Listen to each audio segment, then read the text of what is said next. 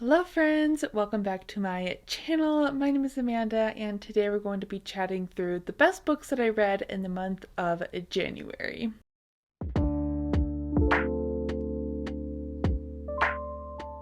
January was an amazing reading month. I feel like January always starts out very strong for me.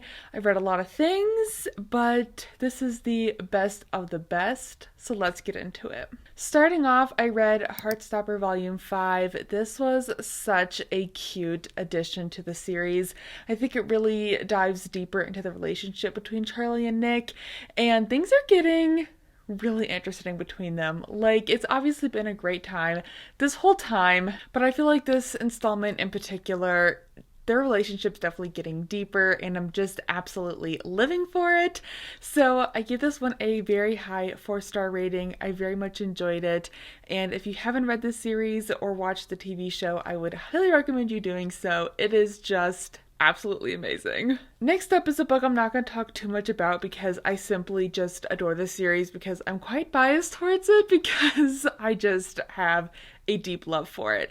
And that is Wings of Fire graphic novel book 7.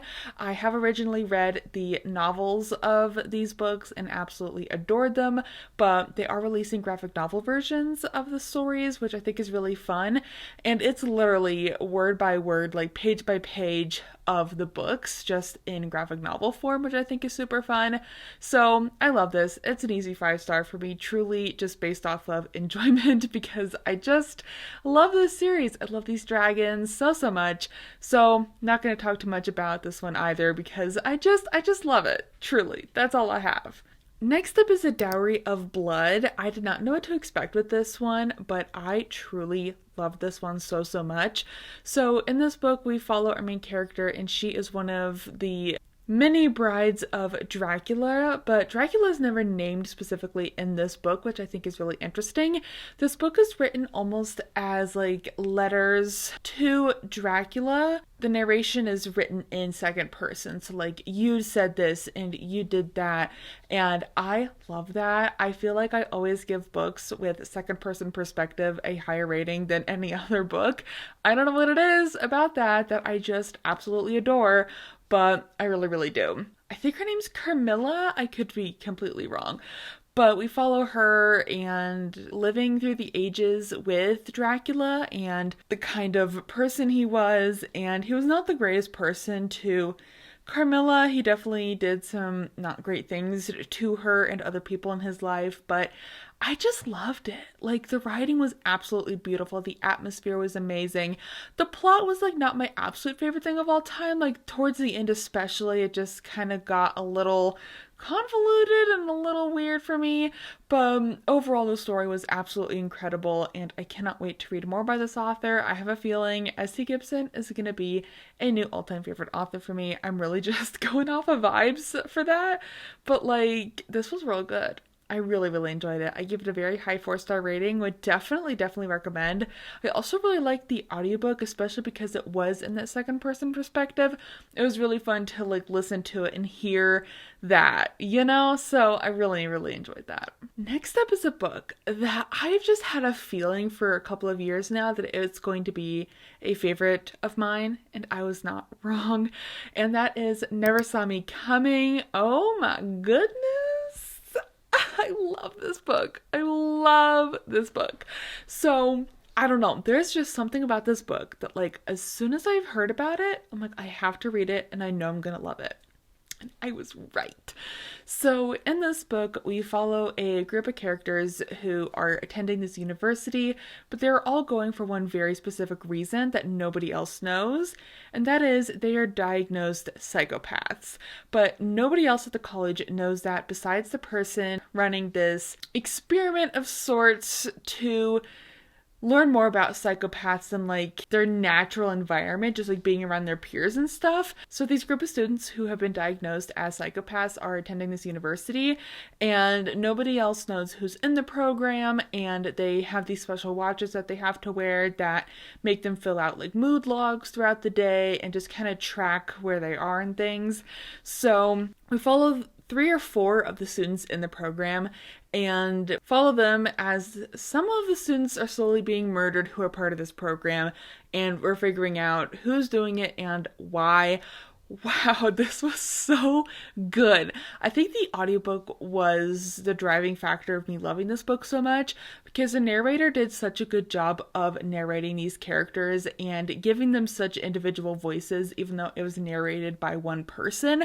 I just think this was such a good story. Like the build up and the characters and like the study into psychopathy and all of it was just masterful.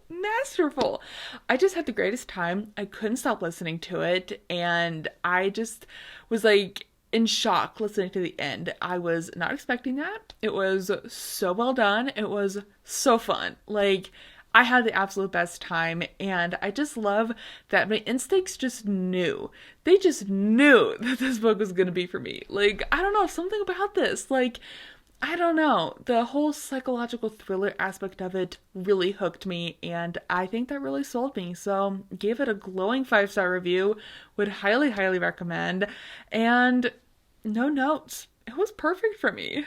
Next up, to nobody's surprise, I feel like I've been gushing about this book ever since I read it, and I will continue to do so, and that is The Ruin of Kings. Oh my goodness, I love this book so much. Did I understand everything that happened in it? No.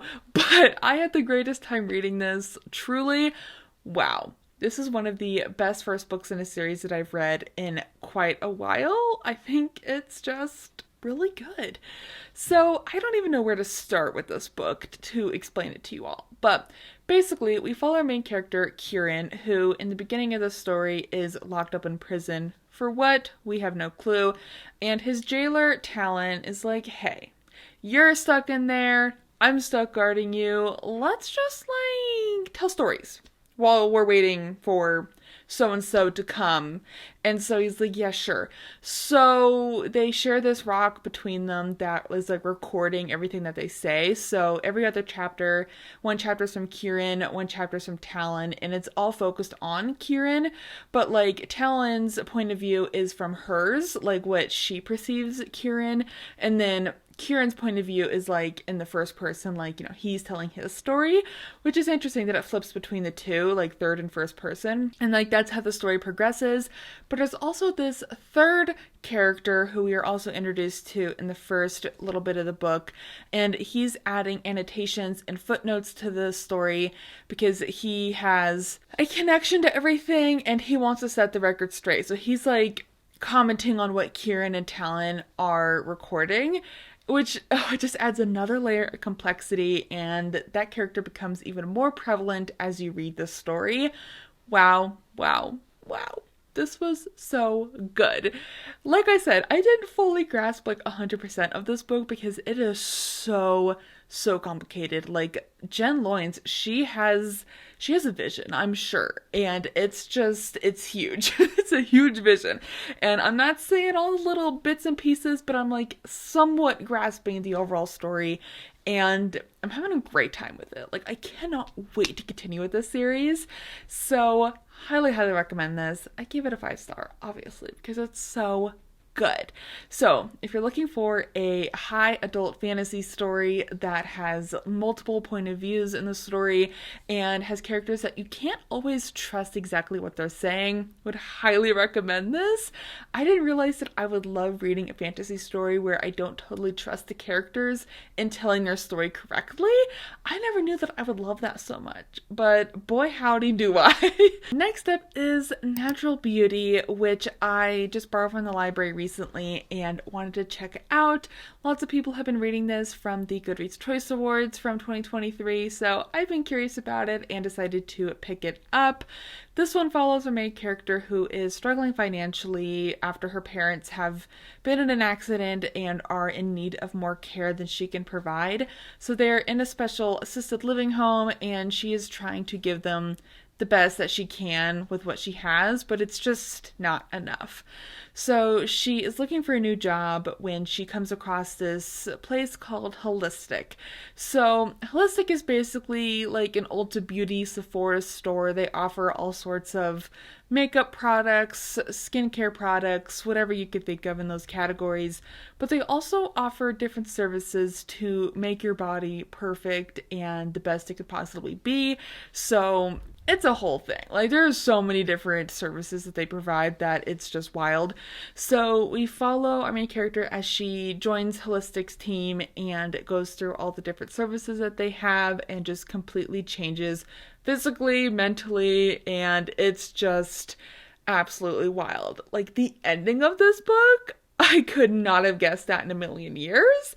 It really, like, it makes sense for the story. Like, it didn't come out of left field. Like, it makes sense with the story.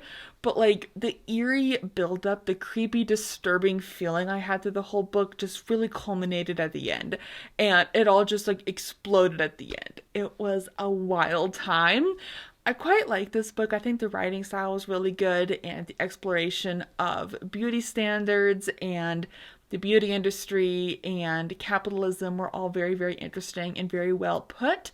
And I gave it a 4-star. Like, it was real good. The audiobook was also quite good. And it was just one of those reads that you'd be listening and it's like, yep, that sounds normal. Yep, fine. And then like something will happen.